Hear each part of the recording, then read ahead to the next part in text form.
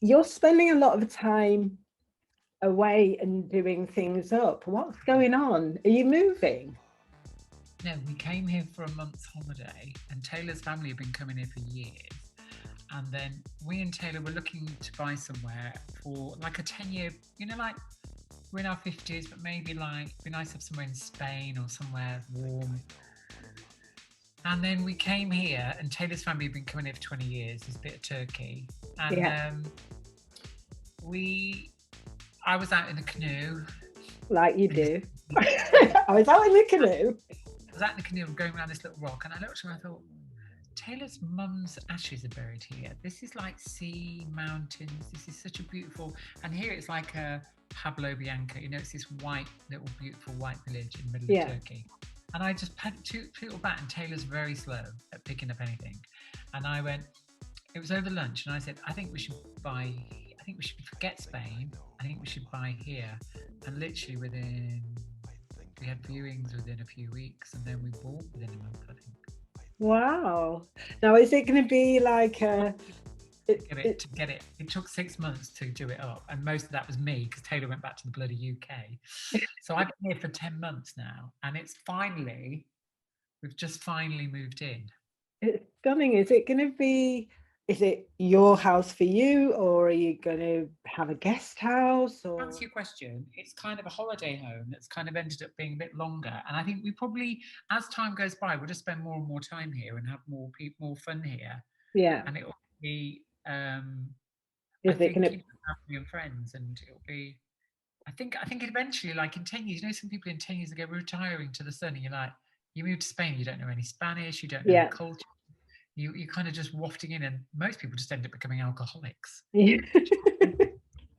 Well, they do that without even moving, but yes. Exactly. Yeah. So there's a bit of like, why wait to live by the sea half the year? Just do it. Say you're one of the people who I know amongst all the creatives that has actually planned for a future. And of all the things coming through the pandemic and all the problems and challenges that have come from it, there was this glaring thing that most creatives, and even at top level, haven't prepared for their future. So where did you get your financial common sense from? But actually, for me, getting sober 20 years ago helped. And then within that, I had to get financially sober. And so a really brilliant friend said, they told me what they earned and how much savings they had. And I remember they bought like art, and they were literally on 10 grand. They were on nothing. And they lived in a really nice house, ate really well. I remember I went on holiday with them, and they bought art. And I was like, I never bought art. And I was like, God, you must have quite a good income. They went, no, I just don't spend it. And I save it and I use it for what I want. And from that conversation, I saved up money and bought a house. They literally told me how much I earned, what I needed to spend, and what I could put by. So I can take no credit for it. I'm from a family of absolute credit, that everything on tick. Do you know what I mean? Yeah, really, yeah.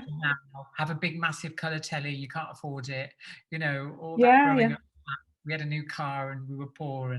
And so no, I feel, and Taylor is amazing with money. Taylor, even though his family ended up with some money, they are very, frugal's not the right word, they just really value what they've got. They've got like the oldest camping equipment that they just ran into the ground. They didn't like get a new one.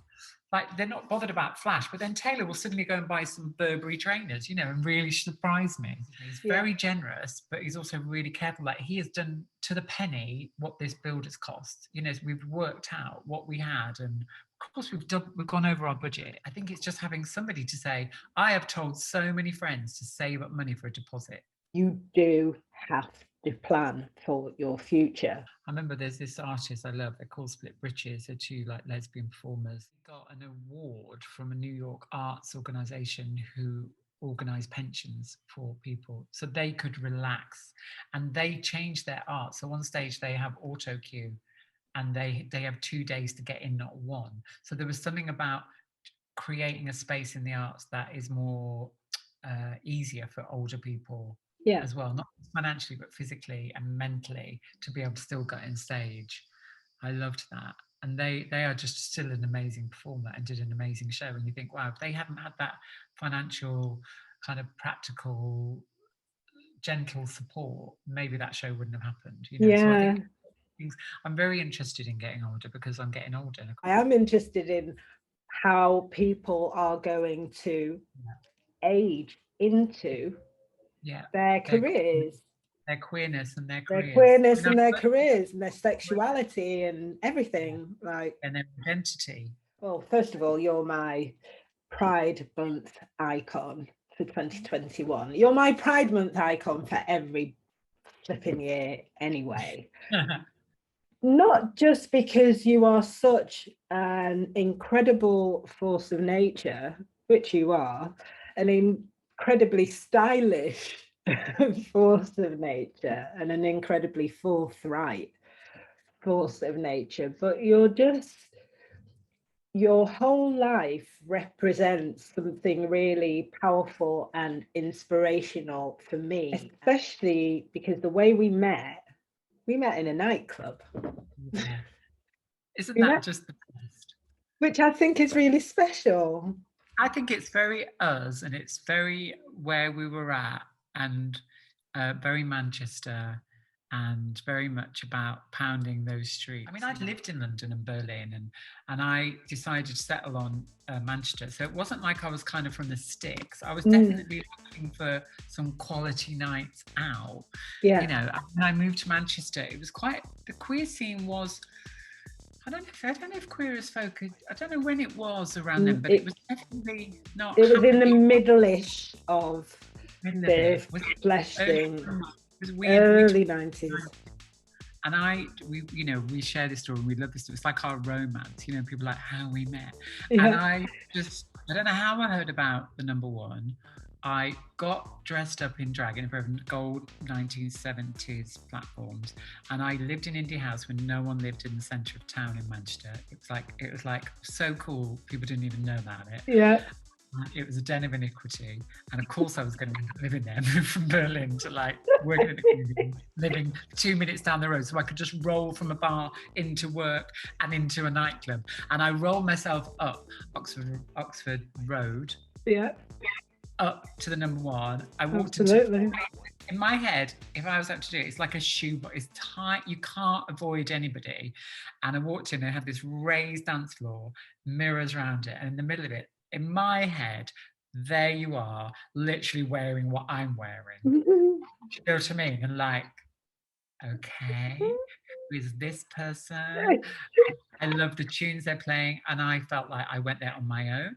I hadn't gathered my queer tribe then, so you were my queer tribe, and you were and it was a Wednesday night. Yeah. It was a Wednesday night, and it's like, and that was before Wednesday nights were that cool. I don't think Wednesday nights. Nothing was going on a Wednesday night. I mean, also thinking into that time, it's early 90s, so well, certainly nothing's going on in nightclubs on a Wednesday night, but in gay terms, it was a ghost town. You know, it was perfect for me because I love to dance, and I still do. We still have a Friday night disco here, me and Taylor, in the kitchen. But it was like where you met, because when you love to dance, and you are, you know, for me back then, you were my favorite DJ. You were the one that got me dancing, kept me down. You know, I didn't have to worry if you were on the decks. I could relax, and I'm sure you probably felt the same about me. Like, okay, floors, we're going to have someone on the floor, because once I was off. And I just remember just the joy of the queerness on that dance floor. I've met friends that I'm still in touch with from that tiny little club that I kind of slept with, had lived with, had fun with, I created work with. We just met on that dance floor, and there was something, and I hope that's still happening. I really hope that young people are off their phones for 5 minutes. Listen to me sounding like a parent. Get off your phones, please. And nobody was taking pictures. Nobody was looking at anything else. You were focused. You were in that club. People should have to give up their phones when they walk in a club.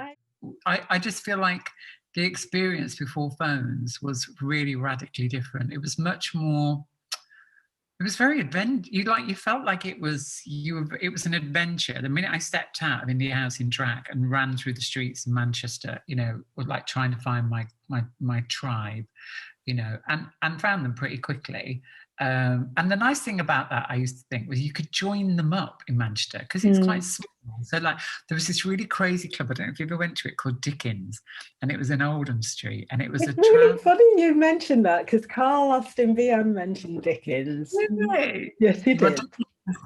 Dickens was lethal because it had upstairs that were 1 in 1, so you could but God, coming down like the casualties that were down there. And I remember that I went, and the first time I went in drag. I'd done a show in Manchester, and I went in drag, and there was like a Miss Dickens competition, and I won it. And I remember I really peed off some of the drag royalty, like Fufu Lamar, and people were judging it, and they were really like, "Who is she?" And I was I didn't take any of it seriously because I was just having the time of my life. But I remember Dickens was really had a load of lesbians in one corner playing pool. It had this trans drag thing going on, but then also weirdly it was next to the post office, and people who worked nights or whatever it was would come in, so there were loads of people in post office uniforms. And I got so obsessed with Dickens that I think I cited the Gay Traitor that you played in and Dickens as my 2 favourite places in Manchester. One New Year's Eve, I invited my really cool mates to come and spend it in Dickens, and they had the time of their life. And I kind of love that about Manchester, and I still hope that's going on, where people are finding bits of Manchester that haven't been all packaged and dressed up and are still quite real and have their feet on the ground, because that's what I remember about Manchester. It always felt quite real as well. You'd get this, you couldn't, it was too small to have complete ghettos. You would have this crossover, and I think you'd see them in Flesh, that we spent a lot of time in, and Flesh. I mean, that's another gorgeous story, isn't it? Yes, it is. It totally is.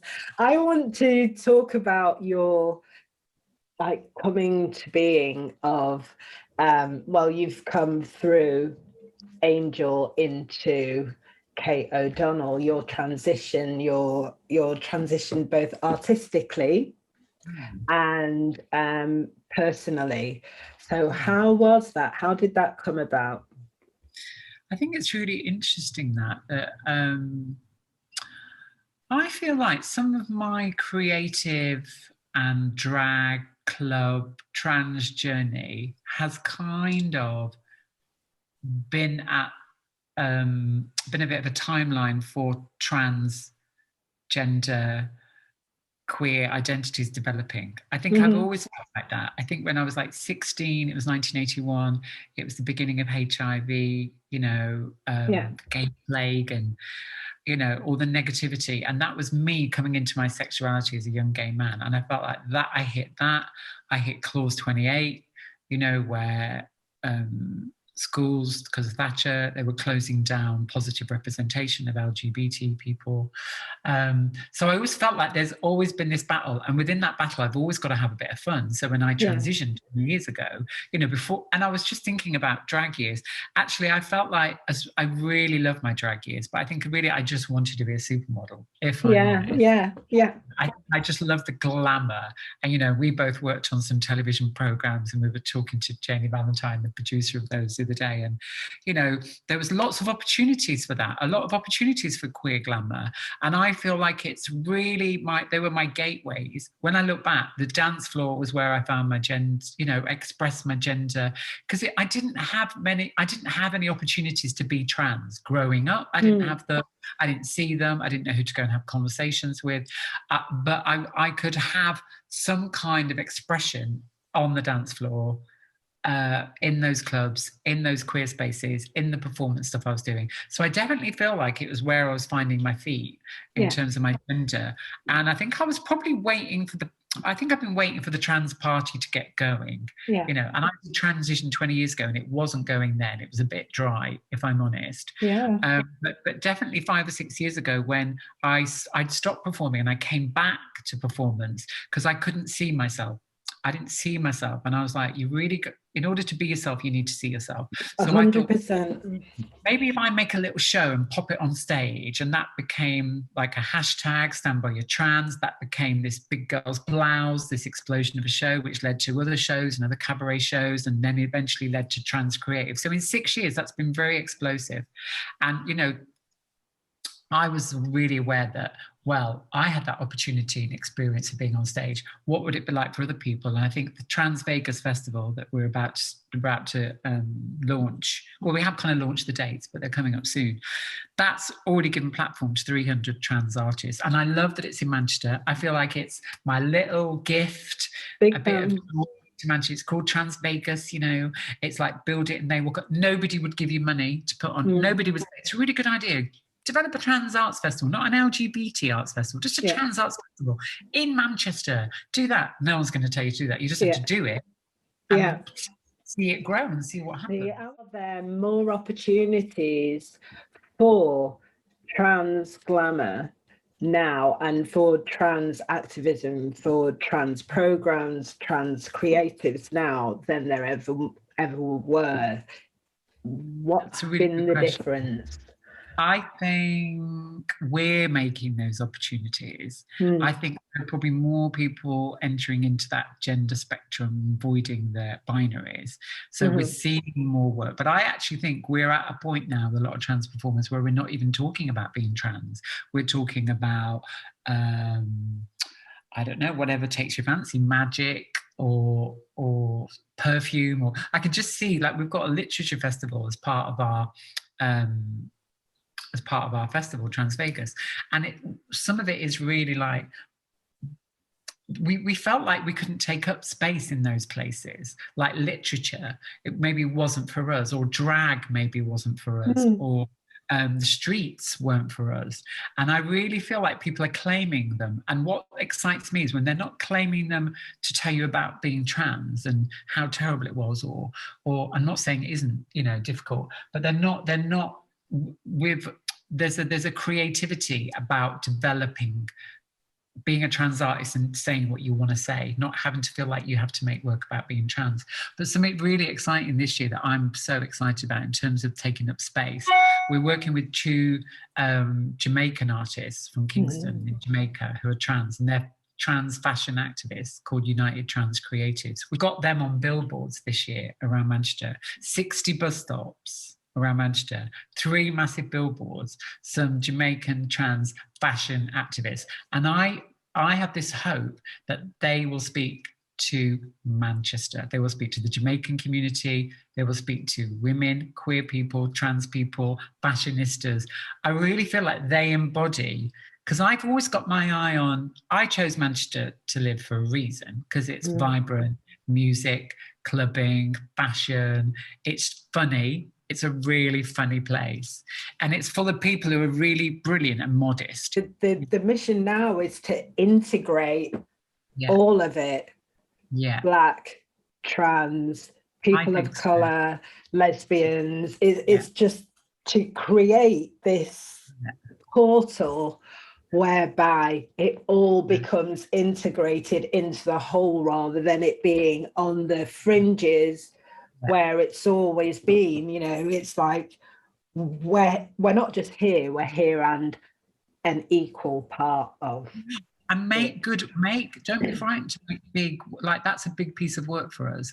And I feel like it's really about our confidence to put a large piece of work. And no, I feel really confident that's going to be received. And that's probably because of a lot of work Trans Creative and a lot of other trans artists have done in Manchester to really raise that bar and really be a force. You know, I've just done some work with the Royal Exchange. I'm writing a song with them called 20 Years from Queer. You know, we were just talking about aging, and it's about all the kind of blood, sweat and fears that the queer people put into those streets. Like if you took us away, like running up the street as a young queer person to go to your club and making, being visible and being part of Manchester history, it's like there's a legacy there. And if you took that away, what would Manchester have? If you took away the queerness, what would it be? I really feel like we don't always get the credit. Yeah. There's be lots of groups that feel like that, but I feel like I'm just making a bid for the kind of the queers that don't ever underestimate. We should definitely be valued. You've said the word confidence, and Yeah. it's kind of cropped up quite a few times in the conversation already.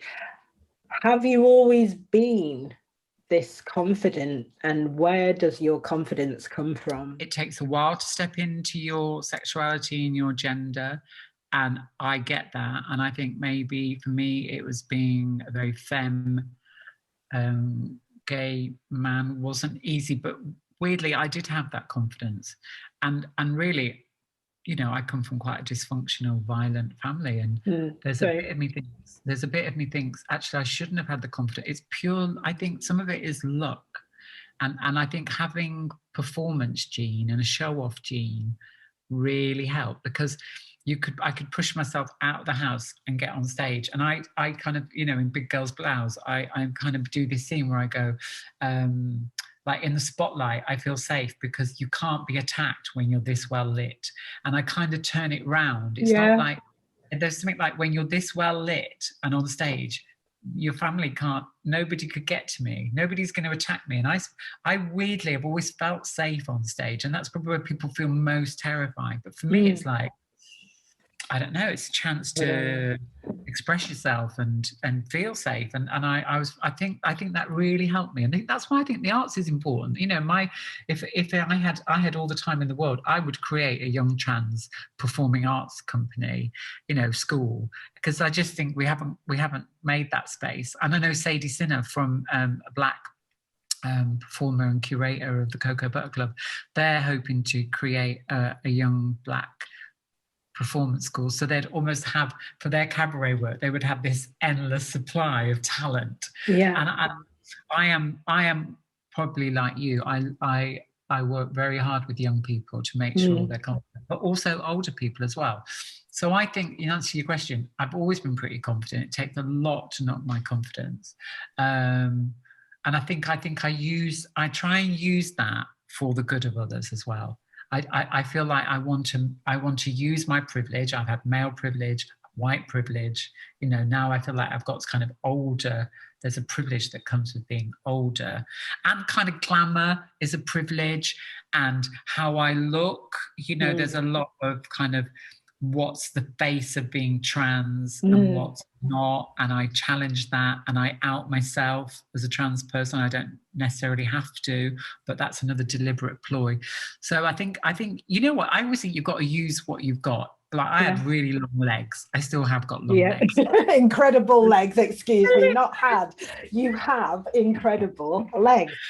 And I hated them as a kid because they made me stand out, and I was gawky, and then made me look even more girly. But then suddenly, drag, I just stepped into them, and suddenly Pretty Polly wanted to use me in an ad campaign, and I lost their number in the hacienda.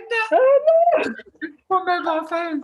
And it was things like, I feel like if you can use what you've got, if you've got a really good laugh, that makes people laugh, or if you're brilliant at baking cakes, or you've got brilliant taste, or you're great on the decks, or you are so geeky that you can just sort people's technology. I'm just really always looking to people everybody's got something, and it's just not worrying that it's not what is seen as whatever the norm is at the minute. I don't even, I'm so out of touch. I don't know what is the norm. Two things just totally popped into my head there. Two things as you're talking about use what you've got. One is a hip hop song that said, "Shake what your mama gave you." And the second is Gypsy, of which you starred in as well, is "You've got to have a gimmick if you want to get on." Yes. I mean, that song, weirdly, I mean, that show, I mean, just to talk briefly about that show, I mean, I was obsessed with Gypsy when I was little because it was a transition story. Really. Yes.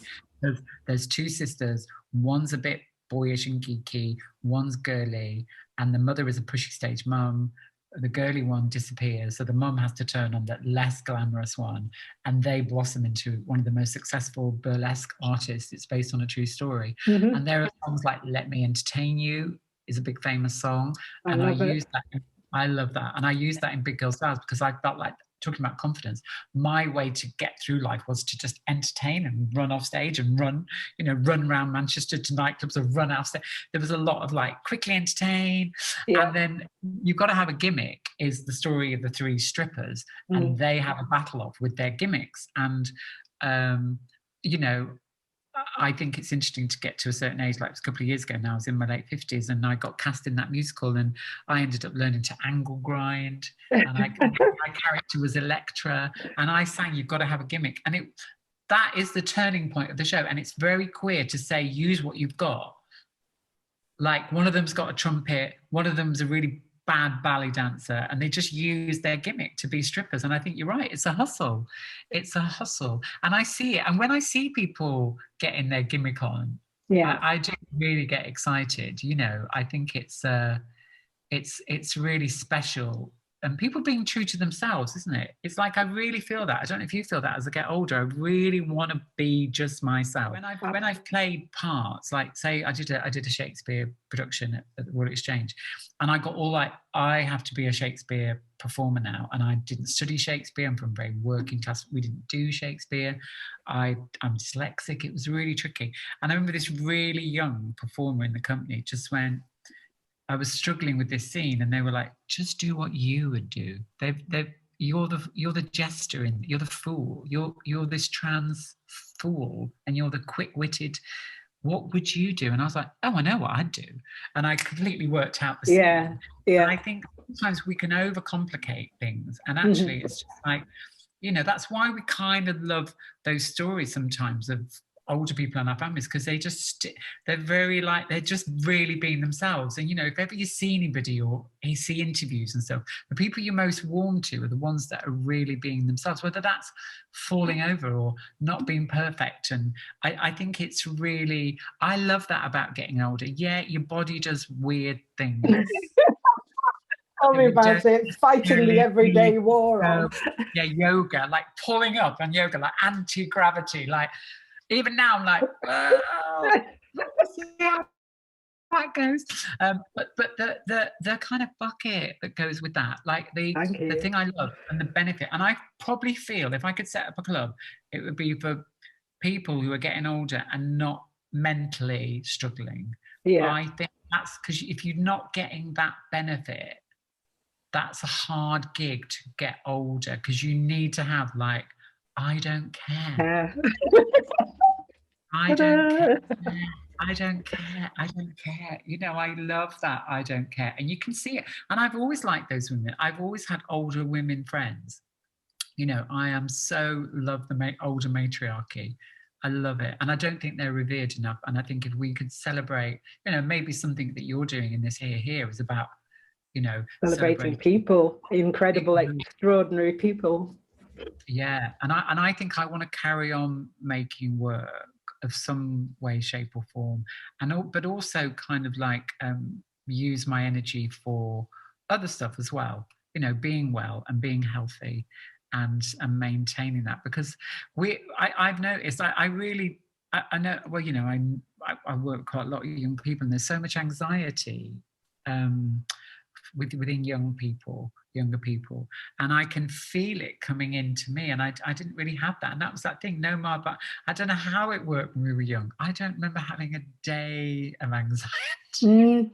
And I think it's really saddens me that we think, God, who should be anxious? You know, who should own the anxiety? But I feel like it falls in young people's laps. Really, you know? And square on their laps, because of going back to surrendering your phones and being locked onto technology and social media. That has a lot to do with it. So how have you balanced your relationship with the real world and the virtual world, particularly in the last year? Because you're quite good, you're very good on social media, but you're also very even on it. Yeah, I've noticed that I haven't had as much to say on. I realise a lot of my social media stuff is being out in the world. I like to just, you know, show people what's out there for what you can do and what things are available, and come along and see this, or isn't this, you know, holding stuff up and celebrating things.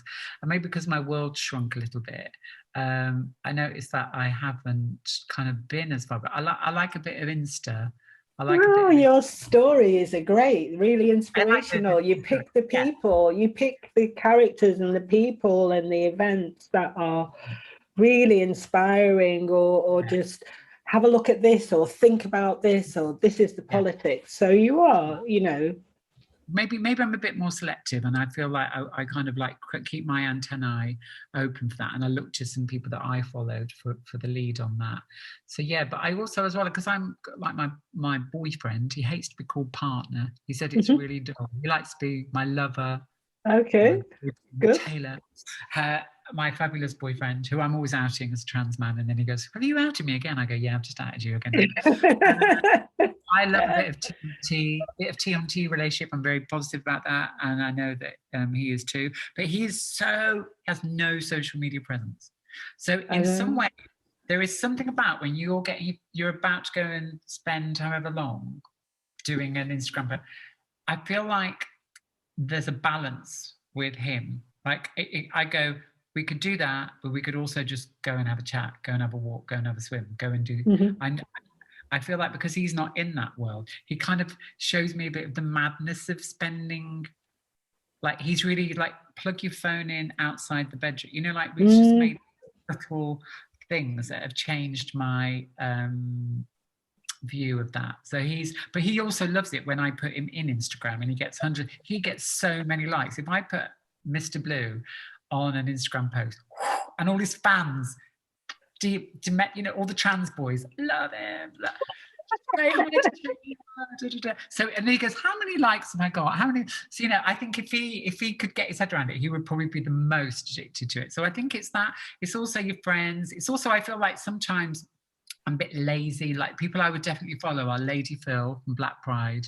If you want to get up to speed, my new favourites are United Trans Creators from Jamaica. They're brilliant.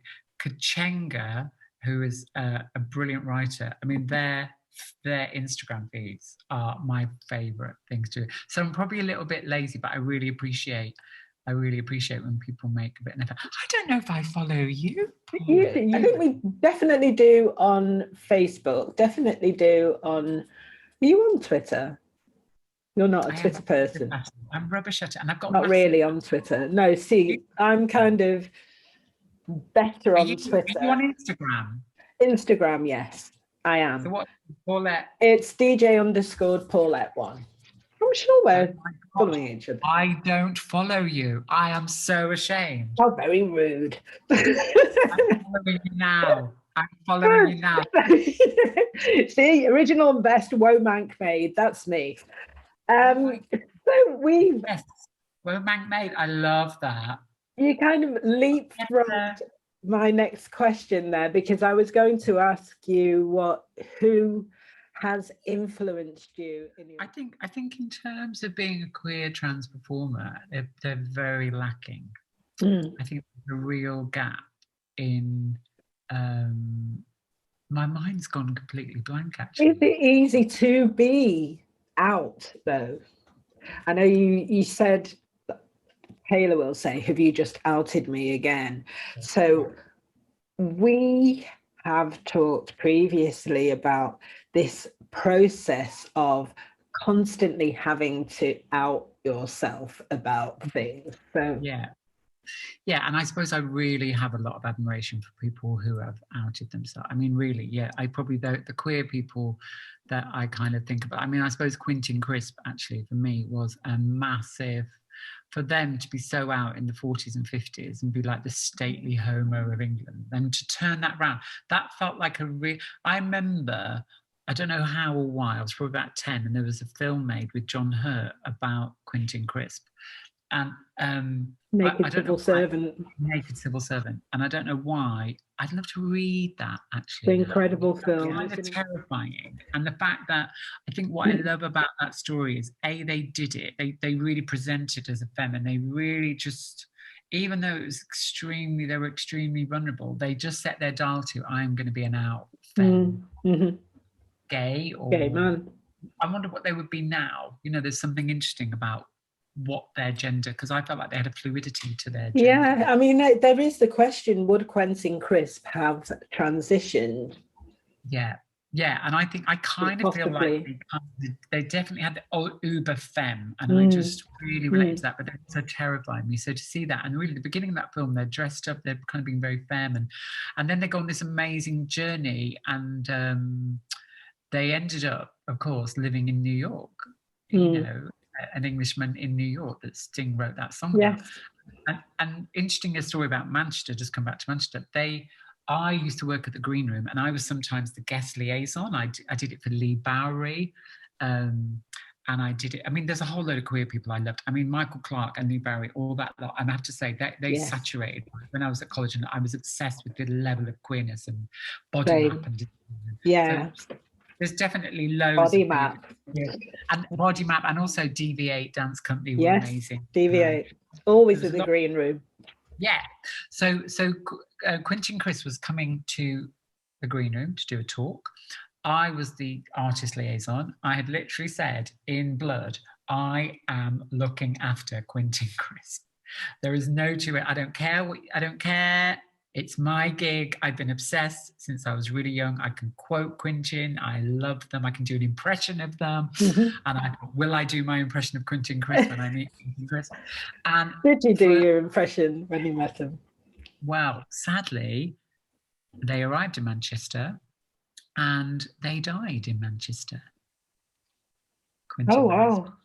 And I got a call saying, hi, it's the Green Room here. We don't need you to come in for Quentin. And I was like, are you kidding? I was literally like, are you kidding me? I am coming in like 3 hours early. I'm going to be ready with my best gear on. They were like, no, they died. And I was like, they died in Chorlton. So poor old Quentin, I got very upset. And Quentin died in our Manchesterford. And so there's a real, I mean, that's a bit of a sad end to, but you know, that maybe they say, you know, you meet your heroes. You're not meant to meet your heroes, are you? So I'd love to do some more work about it. I still feel like Quentin Crisp isn't that revered really for what they did. And, you know, just, and the fact they moved to New York in their 70s. I mean, that inspires me. Talk about getting older. That really inspires me. Why? You know, I think they just thought the glamour of it.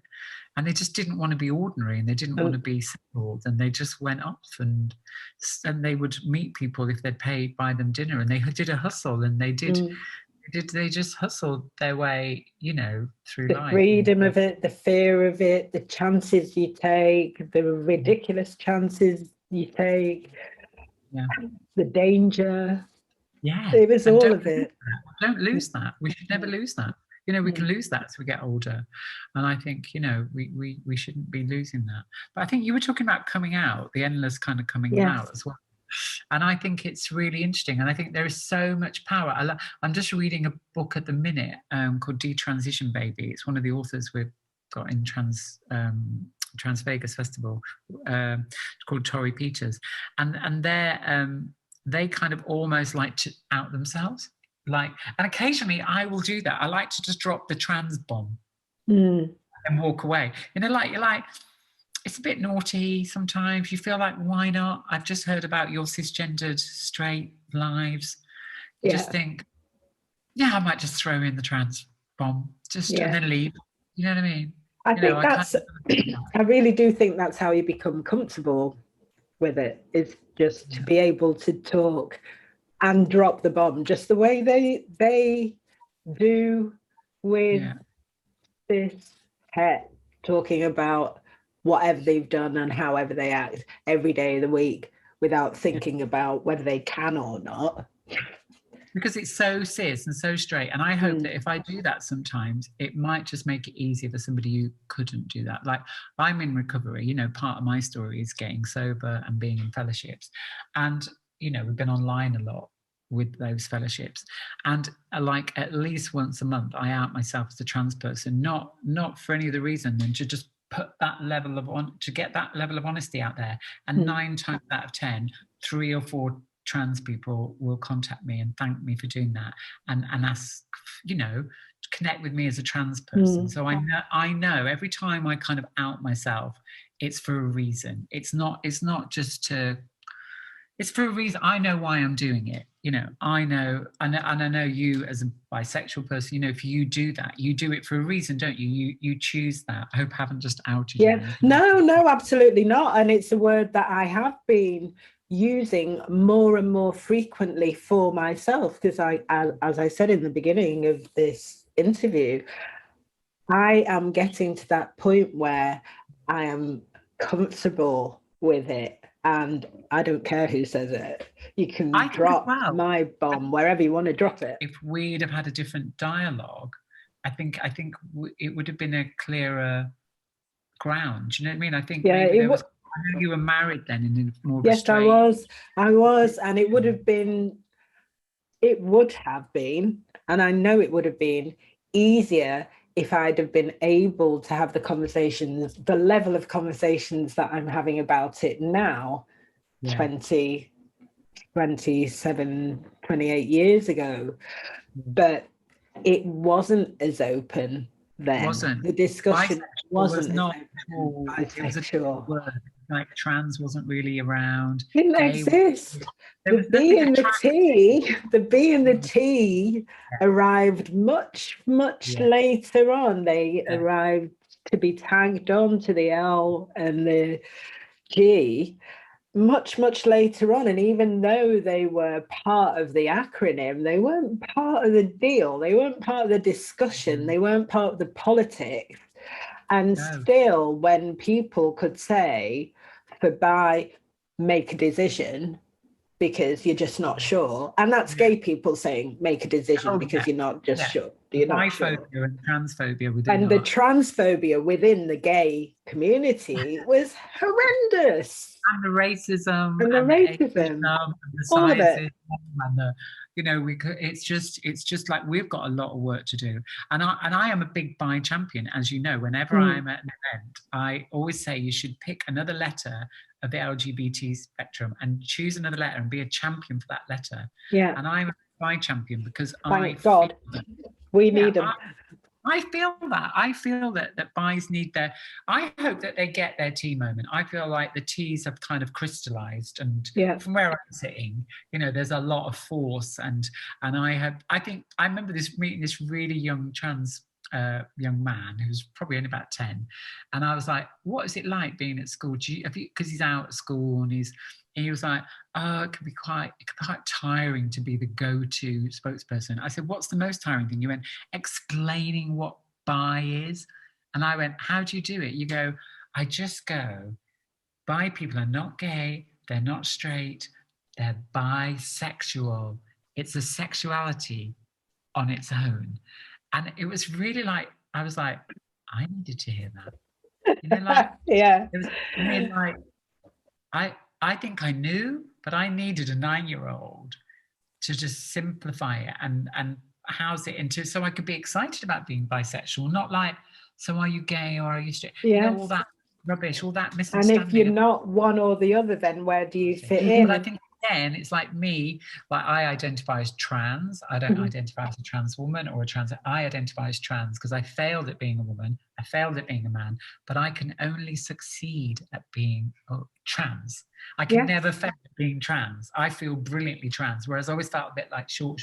Whereas I think it's a way to celebrate bisexuality and really like have its coolness and its vibrancy, and so people want to go to that destination, not like, well, I don't want to shout about it, or I don't want to I'll in around there, or you just want people to be proud, you know, be proud bisexuals. I mean, you would be such an amazing, oh my God, you would be the poster person. You said came short in one camp, came short in the other camp, so who am I? Without actually realizing that this middle bit where you're not coming short in any way is where you are, is where I am.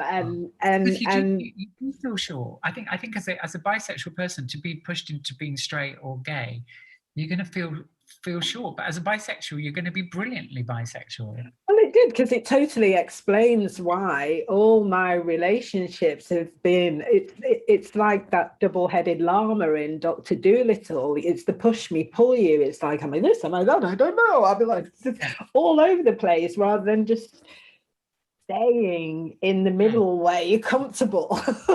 You're a bisexual person in those relationships. Yes. You don't become straight, you don't become Yes. gay, you stay bisexual. Yeah. I don't become a man if I'm having a relationship with a certain person of sexuality. I don't become a woman for having a relationship with you. I'm trans. I am trans first. And that happens to be how whoever I'm having a relationship with, And it's a really important discussion here, because the discussion about sexuality is important for everyone, so that we can understand each other.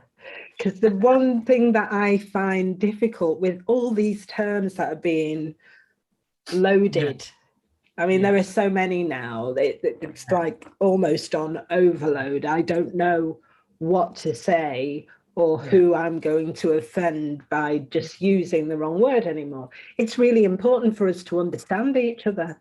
Yeah, but I think what's really interesting, just to come back to that first time I met you, like we never had a conversation like this. No. We really didn't, but there was so much understanding. Like I had this real need to be near you physically, often in those clubs. I felt like if I looked around, there'd be very straight bouncers. You might have had a bit of hassle in the street. You had a lot of power, I think, because you were in charge of the sounds and you were this powerful black woman, with a shaved head and hot pants and flesh showing, and just looked like you were having a good time actually as well. You looked like you were like somebody, the party was going to happen near you. But I think it's really interesting that we spent so much time like loving each other. And then when we chat now, it's like, wow, we kind of have had these conversations actually in the clubs, but there's something, it's like if we got Kath McDermott in here as well, and when I get a chance to chat to Kath, and the DJ from that time, DJ, there's not a coincidence that we can pick up these chats, and that you and me have been on quite a few panels, and we've got a lot to say, and there's a lot of crossovers, because we have a lot of crossovers on the dance floor. I think who you dance with and who you listen to musically and who you want to dance next to and be in the room with for 6, 7 hours, 10 hours, however long it is, it's not a coincidence that when you step off the dance floor and you want to chat on a panel, it's not a coincidence. Yeah, totally. I want to share with everyone my first memory of you in flesh. First memory, you're coming into flesh. Yeah. Story, please. The story of that. You give me the story of your arrival in so Flesh. I think I probably went to Flesh before I found you. That might have been how I found you at number one, because I got back from Berlin and I heard about this club called I've got the flyer still. I've still got the flyer, and I was like, Flesh, that's such a great name for a club. And it was at Hacienda, the legendary Hacienda that I'd gone to years before, and was literally like a car park with nobody in it, like before rain. It was dead. There was me and 5 people, and we left, and all 5 of us left to go to the club. And made it deader still by going like that, like pulling a pint. And I thought, Hacienda, okay, that was a bit of a weird night when I went there like 7 years ago, but let's go. And the theme was drag, and I was like, brilliant. So Sunny, who now has big involvement in Velvet, Manchester Pride Club, we worked together at the Green Room. I said, why? I'll meet you in town. I'm going to get dragged up. I bought some Catherine Hamlet shoes. I remember the shoes. I remember the shoes. I had a show that I saw from an Andrew Lloyd Webber musical that I was in before I moved to Berlin. And I literally, I don't know what was going on in my head. I thought, this is Manchester. It's so cool. They've got these amazing DJs. They've got this club night. It's a drag night. Oh, this is my city. I trotted over to meet Sunny somewhere in the village, and I said, why don't we do a pub crawl? Because there was a few quite rough bars then on the way, like pool bars, literally pool bars, and really rough, like proper working class, rough pubs. I was like, let's just do a pub crawl. I said, let's have a pint in every pub. This little purse. I think I had a green velvet 70s jacket because it might have been a bit cheap. And I just literally swanned in, got in. I got some free tickets because they give them to the green room. You know, God forbid we should ever pay to go into a club. Why would you? And got in drunk. I didn't know what was going on with the main thing. And I trotted down to the gay traitor. There was yourself having a great time, head to toe in fetish leather outfit, just looking like so glad to see me. And next to you, because it was all very industrial, was this like metal ladder. And of course, then it doesn't end this. I still do this now every now and again. I climbed up on this ladder, broke my Catherine Hamnet shoes. I know, I remember the shoes. I just remember seeing you scale this pillar and thinking, oh my God, the party has just walked in. The party has just walked in. And I remember down below was Paul Con's, like the club world were down there. And I remember they literally had their drinks and they were just looking at me like that. Incredible. It was incredible. By the time I came down, I had a career. I just had a drag career. I got people to photograph me, employ me, wonder what I was up to. I just wanted to get lashed, really, and dance with you. And I think that's probably when I probably said, where do you DJ? Yeah, and I was like, the number one. Yeah, and I was like, well, I'll see you there. And that was such an amazing night. And then sadly, I thought that night happened every Wednesday. And I was so disappointed. It only happened once a month.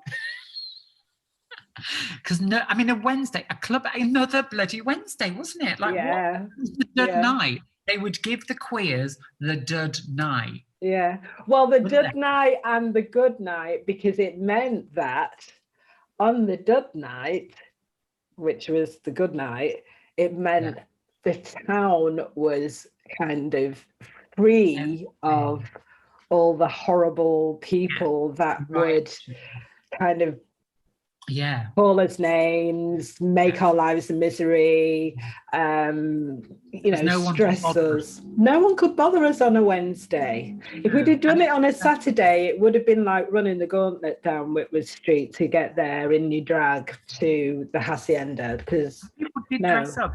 Honest God, there's people there that I've re-met. You know, some of the drag, like Kimberly Clark, Miss Kimberly, and Winston. Win now, and there was really a Miriam Byrne, the designers. Totally.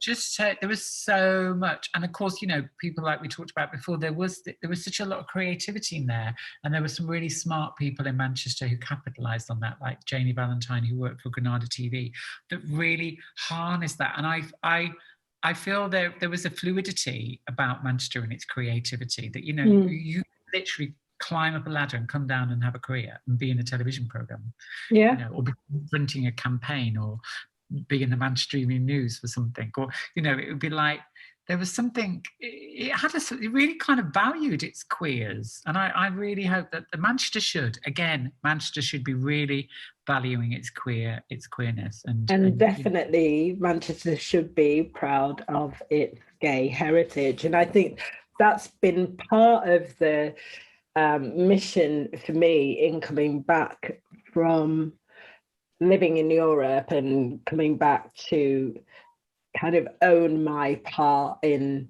whatever the Hacienda's history has been, is to make a lot more visible the gay history of the Hacienda, because they really don't talk about it that much. I feel like we should have the queer coffee book. We've had the Oasis, the kind of all that Manchester thing. I think you're right. I think we still haven't had that beautiful queer coffee. One record that always says to you, "This is my life. This is."